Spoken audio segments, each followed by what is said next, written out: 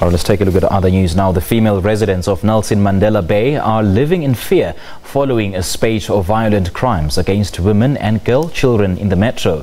Just last week, the rape of a female student on the Nelson Mandela University campus and an attack on another resulted in student protests. Elsewhere in New Brighton, 2 little girls were abducted and raped. And most recently, a 14-year-old girl was gruesomely murdered in Motherwell. The community feels unsafe. A community united in their call against gender-based violence. Their neighborhood, NU29, has become notorious for rape and assault, particularly that of schoolgirls. 14-year-old Wendy Bayu was dragged to this building, beaten, burnt and killed as she returned from a party. Her alleged tormentor, a fellow learner. He is in custody and has already appeared in court. It's not safe for young girls in this area. What I've noticed is that even if you dress a certain kind of way as a girl, there are just strange remarks that come to you from men.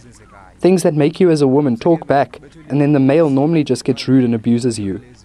Such perceptions and behaviors contribute to the scourge. One of the things we need to look at as we're in society is moving away from placing all the blame on the victim. You know, in a lot of the textbooks we see things where they speak about myths, and some of the myths are, it's actually still happening in our society today, where you speak to people and they're actually putting blame on the victim. It's like, oh, look at what she was wearing, or look at what she was doing, you know. So I think we need to relook at that. What is our society actually saying? What are they teaching the children?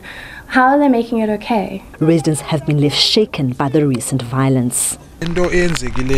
What happened has caused a lot of fear in the community. Wherever we work, or wherever we work with our children, we don't feel safe and would prefer that our children don't work alone, because you don't know if your child will come back or not.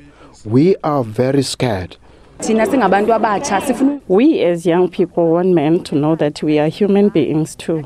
We also want to be taken care of, and men must not take advantage of us. We are unemployed and we have no money, and most of the men do. So what they do, they take advantage of us because of this. They take us to the taverns and pay for our drinks, and then afterwards they want something in return. The community recently joined forces with the police, and they are hoping to take their streets back. We develop East sectors patrollers in this area, as is our monitoration that will work hand in hand with SABC and the Community Police Forum to make sure that underage young women and men will be not able to come in the taverns. Police visibility will also be increased in areas that are considered hotspots. The march ended in a community engagement sessions where issues such as police visibility and the closure of illegal taverns that often allow underage children to enter be addressed. More importantly, community members asked that flats such as these, which have been built 3 years ago and still have no occupants, be demolished because they often become possible hotspots for young girls to be victimized. Lerato Tipa, SABC News, Port Elizabeth.